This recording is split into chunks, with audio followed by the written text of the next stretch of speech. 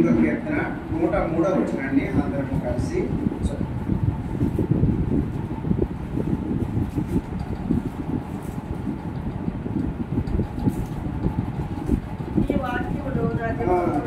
నీ వాక్యము నా జీవనకు ఎంతో మధురం, అవి నా నోటికి తేనె కంటే తీపిగా ఉన్నది. అలాగే 97వ వచనం, నీ ధర్మశాస్త్రము నాకెంతో ప్రియముగా ఉన్నది, దినమెల్లా నేను దాన్ని ధ్యానించుచున్నాను. అలాగే కొరింథీయులకు రాసినటువంటి పత్రిక 11వ అధ్యాయము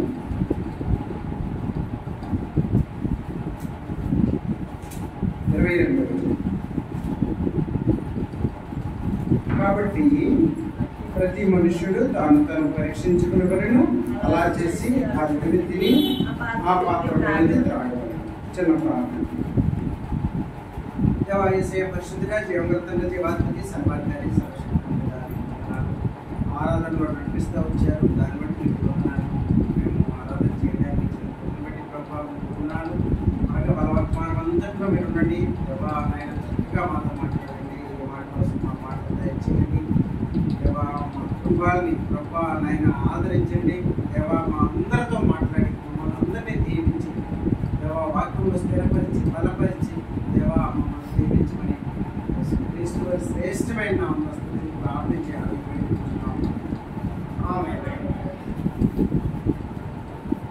ఈ సమయంలో మనము చదివినటువంటి వాక్యం ఏంటంటే 119వ కీర్తనలో 103వ వచనం చదువుకున్నాం.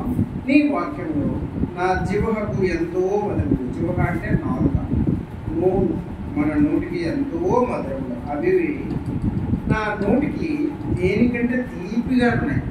వాక్యము చదువుతూ ఉంటే మనకి ఎంతో మధురం అనిపిస్తుంది. అలాగే 97, నీ ధర్మశాస్త్రం నాకు ఎంతో ప్రియముగా ఉన్నది, దినమెల్లా నేను దానిని ధ్యానించుచున్నాను. అందుకే నాకు ప్రియంగా ఉంది కాబట్టి దాన్ని నేను ధ్యానిస్తున్నాను. అలాగే 1 కొరింథీయులకు రాసినటువంటి పత్రికలో కూడా 11:22 వచనం చదువుకున్నాం. కాబట్టి ప్రతి మనుషుడు తను పరీక్షించుకునేవాడును, అలా చేసే అభివృద్ధిని ఆ పాత్రలో ఉంది. అయితే దేవుడు ఎంతగానో ఆదరించి మనల్ని కాపాడి మనల్ని ధర్మశాస్త్రాన్ని మోషే ద్వారా మనకి ఇప్పించాడు. ఆ ధర్మశాస్త్రం ప్రకారంగా, ఈ పుస్తకం ప్రకారంగా మన జీవితాన్ని నడిపించాలి. మన జీవితము ఈ వాక్యం ప్రకారంగా నడుస్తూ ఉన్నప్పుడు మన జీవితం ఎంతో చక్కగా హ్యాపీగా అయిపోతుంది. అందుకే ధర్మశాస్త్రం అంటే, ఈ ధర్మశాస్త్రం బట్టే ఆ దినంలో ప్రతి ఒక్కరు కూడా తీర్పుని ఇవ్వాలన్నా ధర్మశాస్త్రం బట్టే ఇచ్చేవారు. వాళ్ళు నడవడిక, వాళ్ళ జీవితము, అక్కడ ఉన్నటువంటి ప్రతి విషయం కూడా ధర్మశాస్త్రాన్ని ఆధారంగా చేసుకునే నడిచేవారు. అయితే ఎందుకంటే ఈ ధర్మశాస్త్రము చాలా గొప్పది, అద్భుతకరమైనది. అందుకే ఇది ఎలాంటిది అంటే ధర్మశాస్త్రము, ఇది ఇర్మియా గ్రంథం ఒకసారి చూద్దాం. ఇర్మియా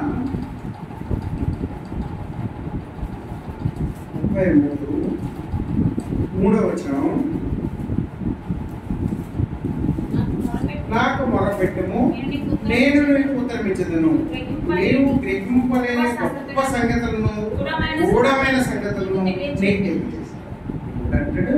ఇది నువ్వు నాకు మొరపెట్టు, ఇది నువ్వు చదివితే నాకు నువ్వు మొరపెట్టు, నువ్వు నాకు ప్రార్థన చేసేవంటే నేను ఉత్తరమిచ్చేదను, అంటే నీకు సమాధానం ఇస్తాను. ఇవ్వడమే కాకుండా నీవు గ్రహింపలేని గొప్ప సంగతులు, గూఢమైనటువంటి సంగతులు నీకు తెలియజేస్తాను.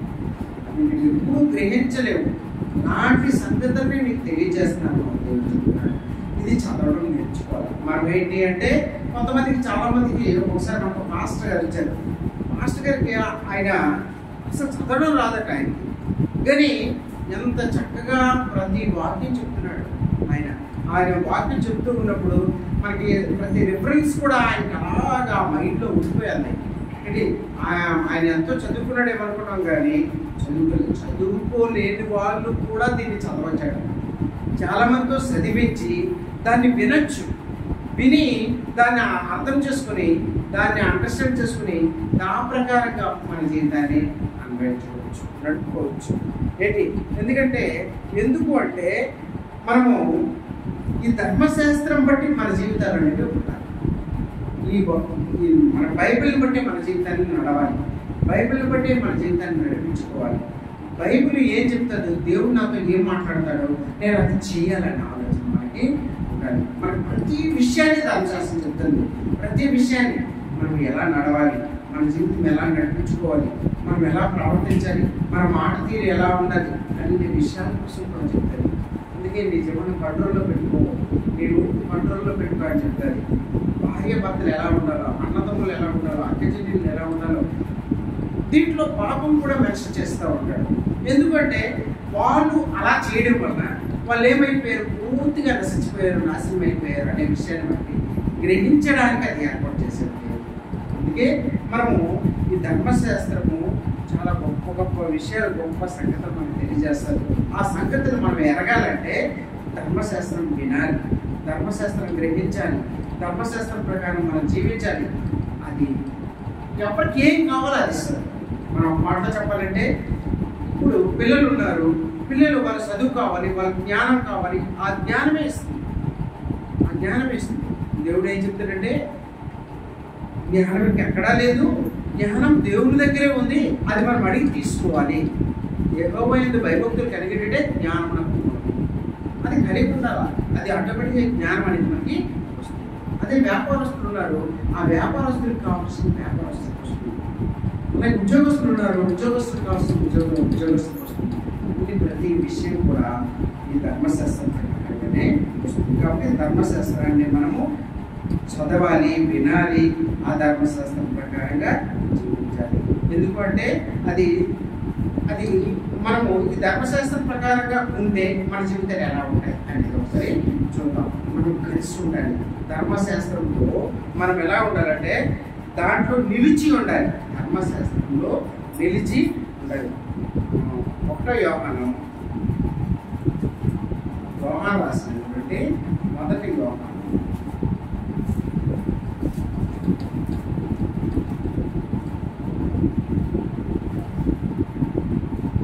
రాసినటువంటి 1వ పత్రిక 2వ అధ్యాయము 28వ వచనం. కాబట్టి చిన్నపిల్లలారా ఆయన ప్రత్యక్షమైనప్పుడు ఆయన రాకడ యందు మనము ఆయన ఎదుట సిగ్గుపడక ధైర్యం కలిగి ఉంటున్నట్లు మీరు ఆయన యందు నిలిచి ఉంటుంది. ఆయన యందు మనం నిలిచి ఉండాలి. ఆయన యందు నిలిచి ఉండడం అంటే నిల్చొని చేతులు పట్టుకొని నిల్చడం కాదు, ఆయనలో మనం కలిసి ఉండాలి, ఆయనతో మాట్లాడుతుండాలి, ఆయనతో నిలిచి ఉండడం అంటే ఆయనతో కలిసి ఉండాలి. మనము అందుకే చెప్తున్నాడు ఇక్కడ ఏంటంటే పిల్లలారా, పిల్లలంటే పెద్దలారా కూడా అనమాట. మీరు ఎలా ఉండాలంటే ఆయన రాకడ సమీపంగా ఉంది. ఎప్పుడు వస్తారో తెలియదు, దేవుడు ఎప్పుడు వస్తాడో తెలియదు. కాబట్టి మనము ఆయన వచ్చినప్పుడు అందరినీ గొప్పపడతారు. దాని తర్వాత మనం కూడా ఆయన ఎదురు అయ్యో నేను ఆ రోజు ప్రార్థన చేస్తుంటే నా పాపాలు నేను ఒప్పుకుంటే బాగుండను కదా, ఈరోజు నేను కూడా ఆయన్ని చూస్తుందును, ఆయనతో పాటు వెళ్ళిపోయేందును, ఆయనతో పాటు ఉండుందును అనే సిగ్గుపడాల్సి వస్తుంది. చాలామంది అదే ఇప్పుడు చదువుకోకపోయినాడు, అప్పుడు ఆ కాలంలో చదువుకోకపోయినాడు ఏమంటారంటే నేను చాలా పొరపాటు చేస్తున్నాను, నాకు ఎన్నో ఉద్యోగాలు వచ్చాయి. మా నాన్న కూడా అంటాడు నాకు ఉద్యోగం వచ్చిందిరా, నేను చేయలేదు, రైల్వేలో పిలిచి ఇచ్చారు చేయలే. మా నాన్న అన్నారు నీకెంత భూమి ఉందిరా, నీకెందుకు ఉద్యోగం, నేను ఎక్కడ చేసుకోవాలి. అది ఎక్కడ బర్మా వెళ్ళిపోయాను, నేను నడుచుకుని వెళ్ళాను, వాళ్ళు నడుచుకుని వచ్చారు. వాళ్ళు అది చెప్తారు అయ్యో నేను చదవలేకపోయానే, అయ్యో నేను ఉద్యోగం చేయలేకపోయినా అనే బాధ రాకుండా ఉండాలంటే మనము కూడా దేవుడు ఎదురుగా మనం ప్రతి దినము ఒప్పుకోవాలి, ప్రార్థన కలిగి ఉండాలి. మనం ఆయనతో ఎలా కలిసి ఉండాలి అనేది వాక్యం చూద్దాం. ఏంటి అంటే ఆయనతో కలిసి ఉండాలి. కలిసి ఉంటే ఆయన రాకడ వచ్చిన తర్వాత ఆయనతో పాటు మనం కూడా కొనుక్కోబడతాం. ఆయన మనల్ని కూడా తీసుకుని వెళ్ళిపోతాడు. పరలోకానికి వెళ్ళిపోయి పరలోకంలో హ్యాపీగా ఆ తండ్రి ఎదుట అక్కడ సూర్యుడు ఉండడు, చంద్రుడు ఉండడు, అక్కడ ఎంతో హ్యాపీగా అందరూ దేవునికి మొరపెడుతూ ఉంటారు, పూజలు చేస్తూ ఉంటారు, ప్రార్థన చేస్తూ ఉంటారు. అక్కడ బ్రహ్మాండమైనటువంటి వాతావరణం. ఆ వాతావరణంలో మనము అలాగ మన జీవితాంతం మనం మరణించిన తర్వాత మనము నరకము పరలోకం 2 లోకాలు ఉంటాయి. పాపం చేసే వాళ్ళు నరకానికి వెళ్ళి కష్టాలు అనిపిస్తారు. మనము దేవుని ఎవరైతే నమ్ముకుంటారో వాళ్ళు దేవుని సన్నిధిలోకి వెళ్ళి అక్కడ హ్యాపీగా మన కోసం అక్కడ అన్ని గిఫ్ట్లు ఉంటాయి. మన కోసం ఒక ఇల్లు నిర్మించబడి ఉంటుంది. ఆ ఇంట్లో ఆకలి ఉండదు, దప్పు ఉండదు, ఏమి ఉండదు. సదాకాలం ఆయన ఎదురుగా అలాగే సంతోషంగా గడుపుతాం అన్నమాట. అలాంటి వాతావరణాన్ని మనం కోరుకోవాలి. అందుకే చెప్తాడు దేవుడు, నేను ప్రత్యక్షమైనప్పుడు మీరు సిగ్గుపడకుండా ఉండాలంటే ఏంటి ధైర్యం కలిగి ఉండినట్లు మీరు ఆయన ఎందుకు నిలిచి ఉండండి. ఆయన ఎందుకు ఎలా నిలిచి ఉండాలంటే మనము చూడండి యోహాను సువార్త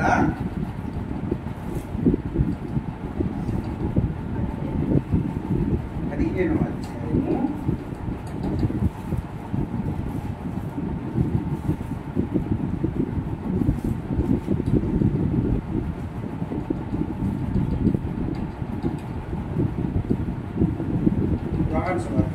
అధ్యాయము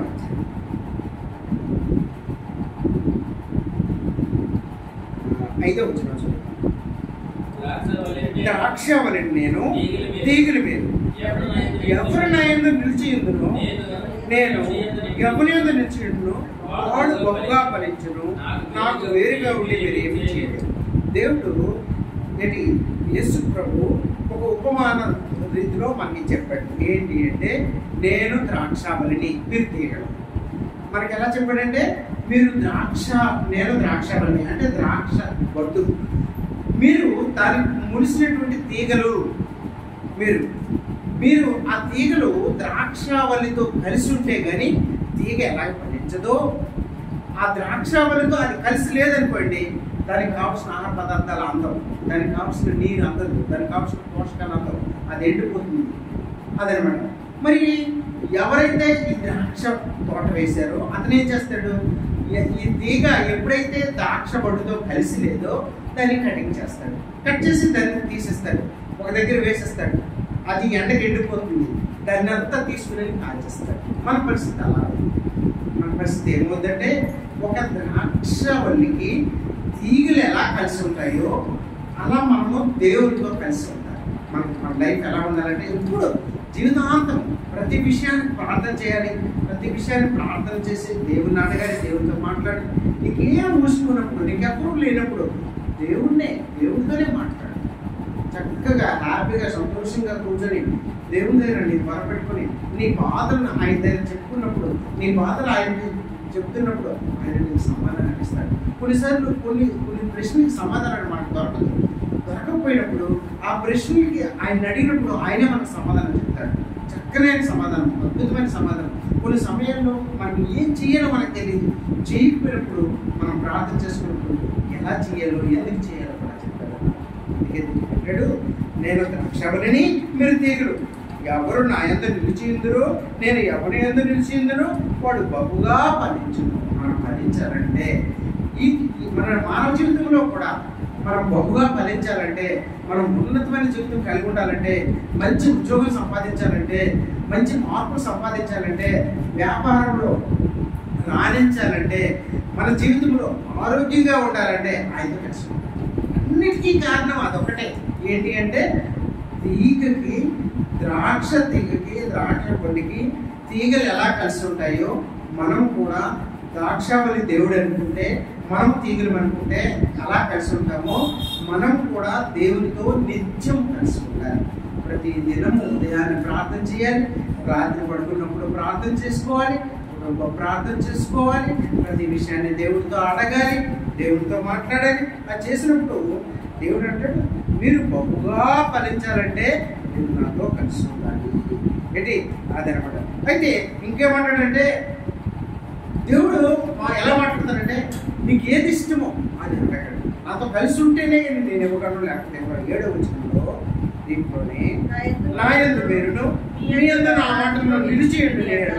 మీకు ఏది ఇష్టమో అడిగండి, మీకు అది మీకు ఏది ఇష్టమో, నీకు ఆరోగ్యంగా ఉండడం ఇష్టమైతే అదే అడుగు, నీకు ఇస్తాను. కానీ ఎలా ఉండాలట? నా యందు మీరు నిలిచి ఉండాలి. నా యందు మీరు నిలిచి ఉండడం అంటే నా మాటలు మీరు నిలిచి మీరు ఏమైతే ఇక్కడ చదువుతున్నారు, వింటున్నారో ఆ మాటలు మీరు ఆ ఒక్క మాట నువ్వు పదే పదే దేవుని దగ్గర పెట్టుకో. దేవుని దగ్గర పెట్టుకొని నేను ప్రార్థన చేసుకో. అదే నువ్వు నిలుచుంటే దేవుల్లో వాక్యంలో అది నీకు ఏది ఇష్టమైతే అది నేను నీకు ఇస్తాను అంటాడు.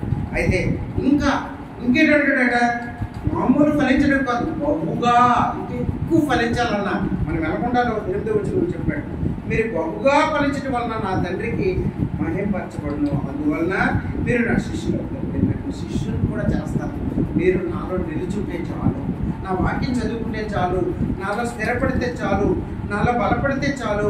ఏంటి అదనమాట. మీరు అంటే మనం ఎలా ఉండాలంటే దేవుళ్ళు స్థిరపడాలి, బలపడాలి. ఏంటి దేవుళ్ళు ఎప్పుడు కూడా మనము దేవుని వెంబడిస్తూ ఉండాలి, దేవునితో బ్రతుకుతూ ఉండాలి, దేవుని కొరకు మనం దేవునితో మాట్లాడుతూ ఉండాలి. అలా చేసినప్పుడు దేవుడు మనం ఫలించాలంటే అదే మార్గం అనమాట. అయితే మనం అలా చేయకపోతే మాత్రం మన జీవితంలో మనము ఏదో ఒక రోజు సిగ్గుపడాల్సి వస్తుంది. ఏదో ఒక రోజు సిగ్గుపడాల్సిన అవసరము వస్తుంది.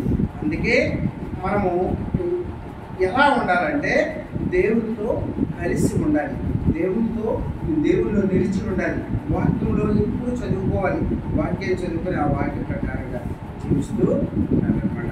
అందుకే 1వ యోహాను మరోసారి చూద్దాం. చూసాం కదా, యోహాను రాసినటువంటి మొదటి పత్రిక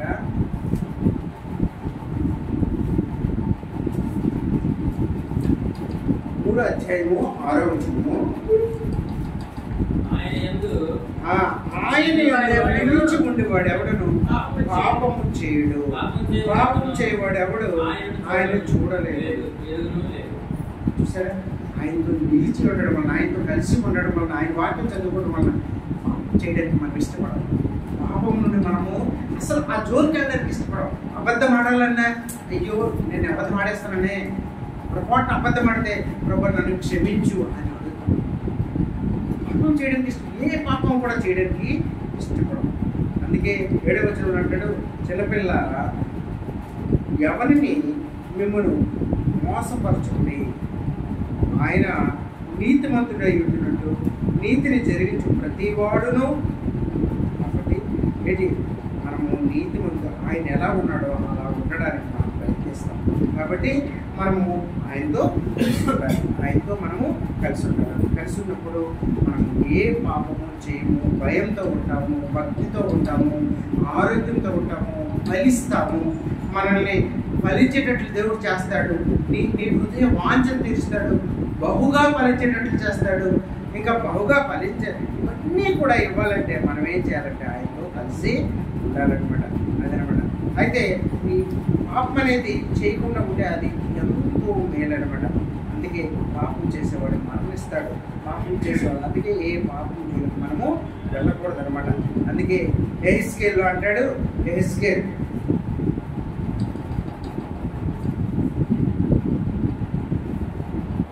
18:20 18వ అధ్యాయము 20వ వచనాన్ని, పాపం చేయవాడే మరణమునందును తండ్రి యొక్క దోష శిక్షణ కుమారుడు మోయట్లేదని, కుమారుడు దోష శిక్షణ తండ్రి మోయడు. నీతి పరునికే చెందను, దుష్టిని దుష్టత్వము. చాలు. సరే, ఏమంటాడంటే పాపం చేయబడి మరణం నొందుతారు. ఈ విధంగా మరణం నొందుతున్నాము అంటే ఎలాంటి మరణాలు, వాళ్ళకి తగ్గట్టుగా వాళ్ళు చేసిన పాపం బట్టి యాక్సిడెంట్ మరణమా, అనారోగ్యంతో మరణమా, లేకపోతే చక్కగా ఉండి చనిపోతామా అనే విషయాన్ని పాపం చేయవాడు ఎలా వాళ్ళకి శిక్ష ఏంటి అంటే మరణం. ఇక ఇక్కడ చెప్తున్నాడు, మరణం అనేది ఎలా ఉండదట. ఏంటి, తండ్రి పాపం చేస్తే అది కుమారుడికి చెందదు, కుమారుడు పాపం చేస్తే తండ్రికి చెందదు. ఎవరి పాపం వాళ్ళది అంతే. కాబట్టి ఎవ్వరు కూడా మన పాపం మనకే చెందుతుంది అనమాట. అందుకే అసలు దేవుడు ఏమనుకుంటాడంటే, దేవుడు మనల్ని చంపేయాలన్న ఆలోచన ఉండదు.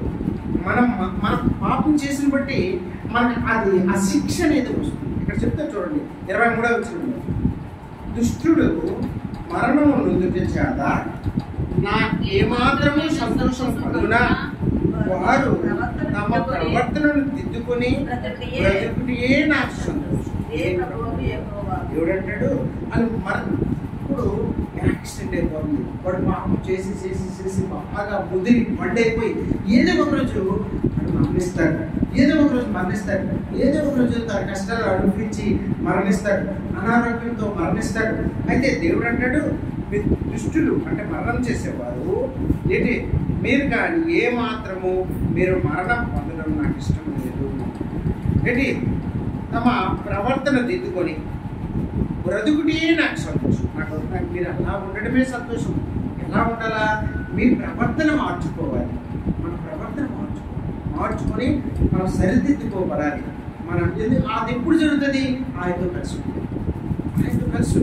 ఆయనతో కలిసి లేనప్పుడు, ఆయన మాటలు మనం వినకపోయినప్పుడు, మన మాటలు ఆయన వినకపోయినప్పుడు, ఆయన ధర్మశాస్త్రాన్ని మనం చదవకపోయినప్పుడు మనకు అది రాదు. మనం అది రాకపోతే పాపం చేస్తూ ఉంటాం. ఒకప్పుడు మన జీవితాలు వేరే, ఇప్పుడు జీవితాలు వేరే. ఒకప్పుడు జీవితాలు అయితే ఇప్పటికి మనం ఏమైపోయే వాళ్ళమో మనకు తెలియదు. పాపంలో కలిసిపోయి, పాపంలో మిగిలిపోయి, పాపాన్ని ఇంకా అది పాపమే చేసి చేసి చేసి లాస్ట్కి మనం ఇప్పటికి మరణించే వాళ్ళమేమో, ఇంకా ఏమైపోయేదేమో తెలియదు. కానీ దేవుడు మనల్ని సువార్త పంపించి, దేవుడు మన ప్రవర్తన మార్చాడు, మన వాక్యాన్ని పంపించాడు. దేవుడు మన ప్రవర్తన మార్చి ఈ దినం ఆయన సన్నిధిలో ఉండి, ఆయన సన్నిధిలో హ్యాపీగా ప్రతి దినము ఆయన వాక్యం చదువుకొని కడగబడి సంతోషంగా ఉంటున్నాం. అది ఎంతో భాగ్యం అనమాట. అందుకే మనము అలా ఉండడానికి దేవుడే దానికి కారణం. కాబట్టి మనము వెళ్ళాలి. దేవుడు మనకి పుట్టించేటప్పుడు పాపంలో కొట్టలే, మనకు పెరిగి అలా పెరిగిన తర్వాత మన పాపానికి పెరిగిపోయాం. చూడండి ప్రసంగిలో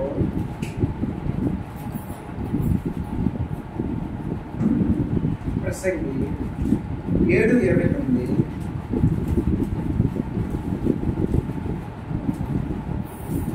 ఇది ఒకటి మాత్రం నేను కనుగొంటుంది, దేవుడు నరులను యథార్థవంతులుగా పుట్టించి వారు వివిధమైన తంత్రములు కల్పించుకొని ఉన్నారు. మనం పుట్టిన తర్వాత మన పరిస్థితులకు అనుగుణంగా మనము ఇష్టం వచ్చినట్టుగా మంత్రాలు చేస్తూ పాపం చేస్తూ మనం చూపిస్తున్నాం. కానీ దేవుడు మనల్ని యథార్థంగా పుట్టించాడు అనమాట. అందుకే యథార్థంగా పుట్టించాడు కాబట్టి మనం యథార్థంగా ప్రవర్తించాలి, యథార్థంగానే ఉండాలి. ప్రతి ఒక్కరు కూడా అది ఆ పుట్టిన తర్వాత వాళ్ళు ఆ లోకరీతిగా మారిపోయాము, ఆ లోకానికి అనుగుణంగా మారిపోయాము అనమాట. అయితే ఇంకా 7:26 అంటాడు, 7:26 మరణము కంటే ఎక్కువ దుఃఖం కలిగినది ఒకటి నాకు కనబడేది, అది వలల వంటిది, మనస్సును బంధకము కలిగిన స్త్రీ దేవుని దృష్టికి మంచివారైన వారు దాన్ని తప్పించుకుంటారు, పాపాత్ములు దాన్ని పట్టబడదు.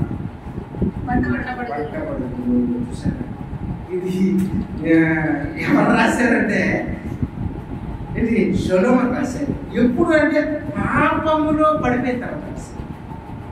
మరణము కంటే భయంకరమైందట.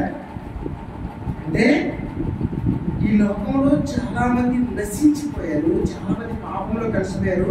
సొలొమోను దేవుడు అంటే రామ, దేవుడు అంటే పిచ్చి. దావీదు కుమారుడు సొలొమోను ఎంతో అంటే దేవుడు లేకుండా ఉండలేడు, దేవుడి మీద ఆధారపడుతూ వచ్చాడు. అతను చాలా మందిని వివాహం చేసుకున్నాడు, చాలా వ్యభిచారం చేశాడు, చాలా మంది ఊరికత్తలు ఉంచుకున్నాడు.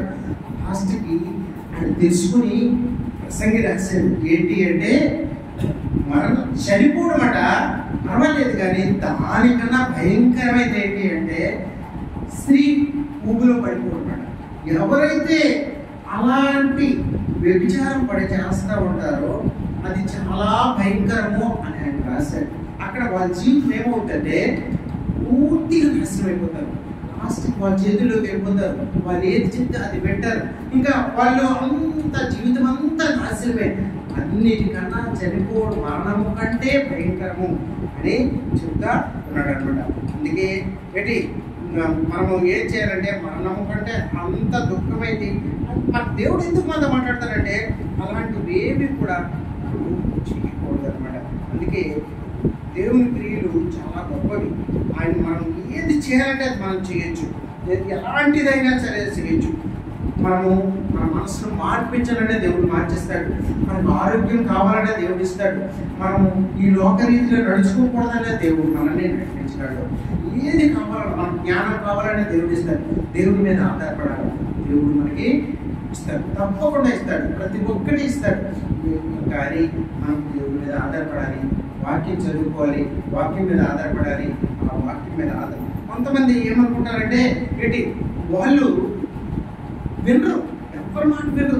ఎవరి మాట వినకుండా నేనే జ్ఞానిని, నేనే తెలివైనోడిని, దేవుని మీద ఆధారపడాల్సిన అవసరం లేదు, ప్రార్థన చేయాల్సిన అవసరం లేదు, అందరికీ హ్యాపీగా ఉంటున్నారు. నేనే కాదు ప్రతి చాలా అన్ని ఏమంటారంటే అతను ప్రార్థన చేస్తున్నాడా, అతనికి మంచి మార్పులు వస్తున్నాయి కదా, అతను ప్రార్థన చేశాడా, అతనికి మంచి ఉద్యోగం వచ్చింది కదా, వాళ్ళు హ్యాపీగా ఉన్నారు కదా, వాళ్ళు ఆరోగ్యంగా ఉన్నారు కదా అని అనుకుంటారు. అది ఉన్నాలే.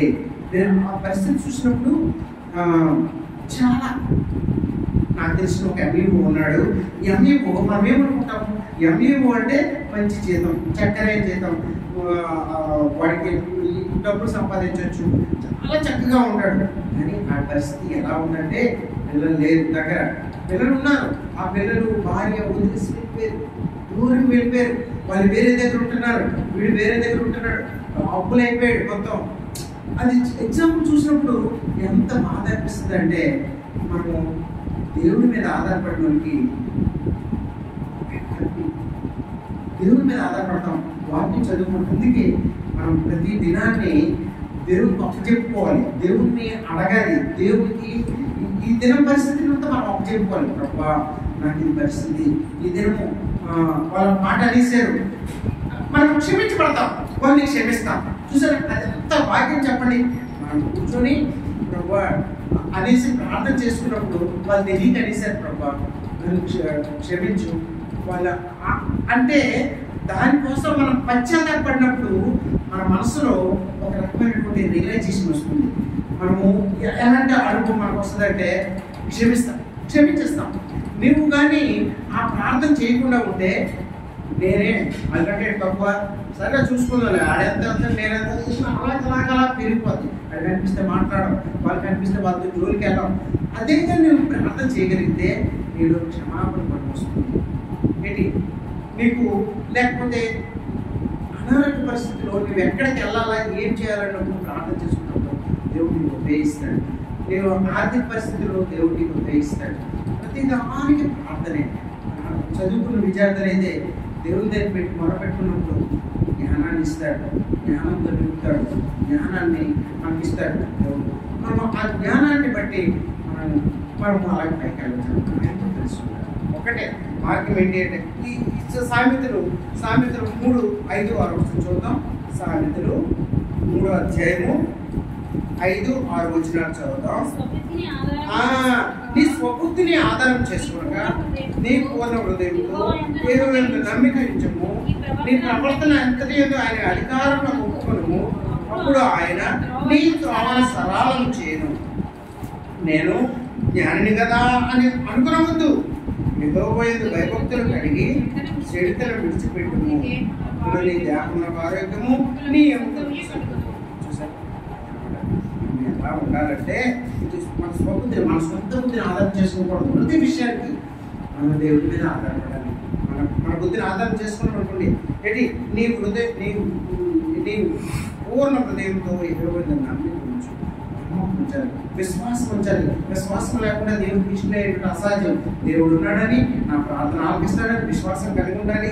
అలాగే నీ పూర్ణ హృదయంతో ఎదురుబడిన నమ్మకం ఉంచేవంటే నీ ప్రవర్తన అంతటి ఆయన అధికారం ఉండాలి. నీ ప్రవర్తన, నీ ఉద్దేశం, నీ ప్రవర్తన అంతటి మీద ఆయన అధికారం ఇవ్వాలి. అంటే ప్రభా అంటే అర్థం ఏంటి? నీ ప్రవర్తన అంతటి అధికారం ఇవ్వడం అంటే నువ్వు లేచేటప్పుడు ప్రభా నేనేం చేయాలి, ఈ దినము నేను నీకు అప్పగించుకుంటున్నాను, నేను ఈ దినం నేను చదువుకోవాలి, లేకపోతే ఈ దినం నేను బయటకు వెళ్ళాలి, ఈ దినం నేను వ్యాపారంకి వెళ్ళాలి, నేను ఈ దినం ఊరు వెళ్ళాలి, నాకు బస్సు దొరికించు, నాకు ట్రైన్ ఎక్కేటట్లుగా, ట్రైన్ సీట్స్ దొరికేటట్లుగా, నేను అటువంటి వెళ్ళి మళ్ళీ ఎట్లా వచ్చేటట్లుగా నువ్వు అప్ప చెప్పుకోవాలి. ఏంటి నువ్వు ఏ పని చేసినా దానికి దేవుడిని అప్ప చెప్పుకోవాలి. అందుకే అంటాడు నీ ప్రవర్తన అంతటి ఆయన అధికారివ్వాలి. అప్పుడు ఏంటి ఒప్పుకో, నువ్వు ఒప్పుకుంటే అప్పుడు ఆయన నీ త్రోవను సరళం చేస్తాడు. నీకన్నా ముందు దూతను పంపించి ఆయన నీ త్రోవను ఎక్కడ నీకు ఇబ్బందులు కలగకుండా, ఎక్కడ ఎటువంటి ప్రాబ్లం లేకుండా నిన్ను కాచి కాపాడతాడు. ఒకసారి ఏమైందంటే మనం అనుకుంటాం దేవుడు మనల్ని ఆపేసాడు, మనకి చాలా లేట్ అయింది, లేకపోతే మనకి ఇవ్వాల్సింది దేవుడు ఇవ్వడం లేదు, దానికి రీజన్ ఉంటుంది. దానికి కూడా కారణం అనేది ఉంటుంది అనమాట. లేట్ అవుతుందని మనం అనుకుంటాం, నేను దేవుడి ఉద్దేశం. మేము ఒకసారి స్కూల్కి వెళ్తున్నాం, చాలా స్పీడ్గా వెళ్తున్నాం. వెంకటరావు నేను భారతి మేడం ఆయన ఇద్దరు ఒకే స్కూల్ పనిచేసి బస్సు బండి మీద వెళ్తుంటాం. వాడు ఎప్పుడు డ్రైవ్ చేసినా 80-90 కిలోమీటర్ స్పీడ్లో వెళ్తాడు, చాలా స్పీడ్గా వెళ్తాడు. మళ్ళీ ఆడుకున్నటువంటి చిన్న అలవాటు ఏంటి అంటే బండి ఎంత ఉండగా నిద్రపోతే బండి ఏదో ఒక పక్క వెళ్ళిపోతూ ఉంటుంది. ఒరే అన్నా అంటే నిద్రస్తున్నా అంటాడు. అలాంటి స్పీడ్లో వెళ్తున్నప్పుడు కరెక్ట్గా రోడ్డు మంచికి టైం పెట్టాడు. మేము వెళ్తుంది ఒక్కకైతే రెడ్ వచ్చింది, మరి బండి రెడ్ తిరిగిపోయి అక్కడ మేము అనుకున్నాము దేవుడు ఎంత ఆలస్యం చేశాడు అని అనుకున్నాం. ఏంటి మేము స్కూల్కి వెళ్ళాలా, మేము టైంకి బయలుదేరుతాం, ఎక్కడ నుండి బయలుదేరి నడుగురు వెళ్ళాలి.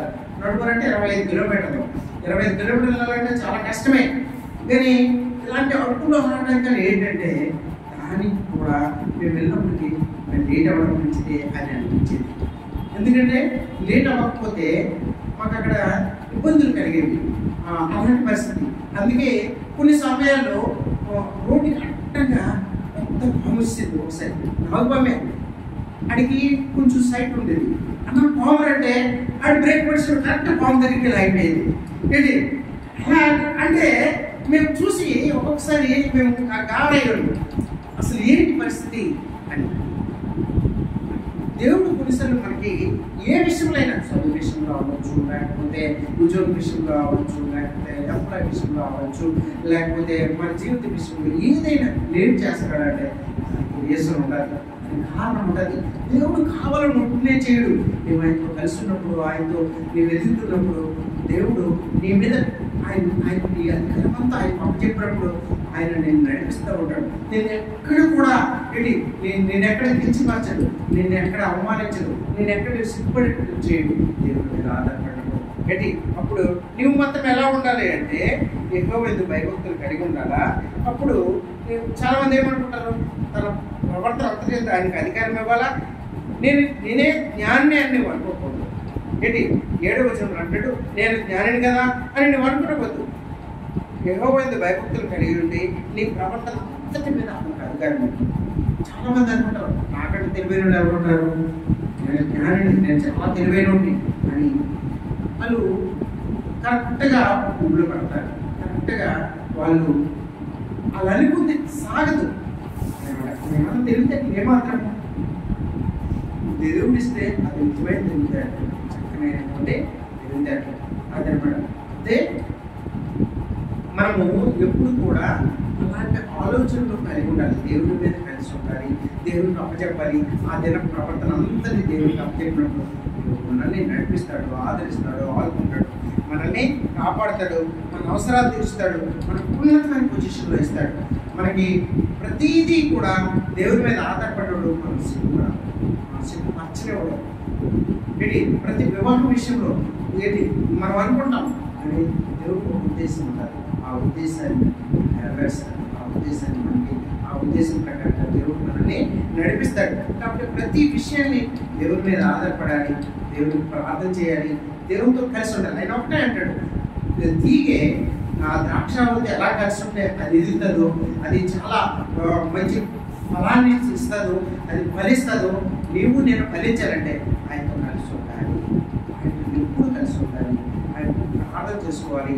మనము మన ప్రవర్తన అంతటినీ ఆయనకు అప్పచెప్పుకోవాలి. మన జీవితం అంతా ఆయనకు అప్పచెప్పుకోవాలి. ఆయన నిన్ను నడిపిస్తాడు, నీకు కావాల్సినవన్నీ దయచేస్తాడు. దేవుడు గొప్ప దేవుడు. ఆయన ఏమంటాడంటే, నీవు ఎలా ప్రవర్తిస్తున్నావో అవన్నీ నాకు తెలుసు అంటాడు.